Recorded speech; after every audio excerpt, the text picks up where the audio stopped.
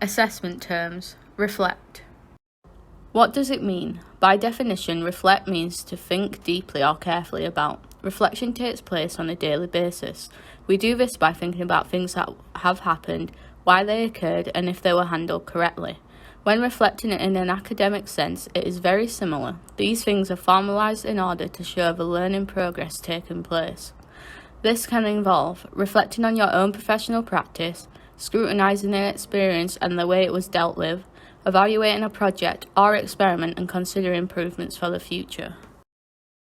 Advice. It may be useful to keep a reflective journal throughout the duration of your learning so that you can recall specific events and successfully reflect on them. There are different models that you can use to write the entries, including Schoon's reflection before, during, and after a learning process framework, Gibbs' reflective cycle. Both involve asking yourself questions about the event you are reflecting on. Schoon's reflection before, during, and after framework. Before, what do you think might happen? What might be the challenges? What do I need to know in order to be best prepared for these experiences? During, what's happening now as you make rapid decisions? Is it working out as expected? Is there anything I should do, say, or think to make the experience successful? What am I learning from this? After, what are your insights immediately after and or later when you have more emotional distance from the event?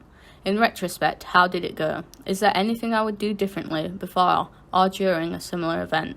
What have I learned? Gibbs' reflective cycle. Description. What happened? Feelings. What were you thinking and feeling? Evaluation. What was good and bad about it?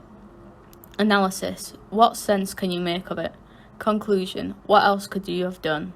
Action plan. If it arose again, what would you do? An example. A criterion asks you to evaluate your own practice in relation to the development and use of resources in your own specialist area. This assignment should be a reflective piece, evaluating the effectiveness of your design and use of resources to engage and meet the individual needs of learners in a specialist area. You should discuss your strengths and areas that could be improved upon in relation to this. In writing a reflective piece, there needs to be a balance between just describing an event and writing everything you think and feel with no sense of structure. These assignments are strongest when they include evidence or examples to illustrate your reflections, and an analytical approach to different points of the assignment.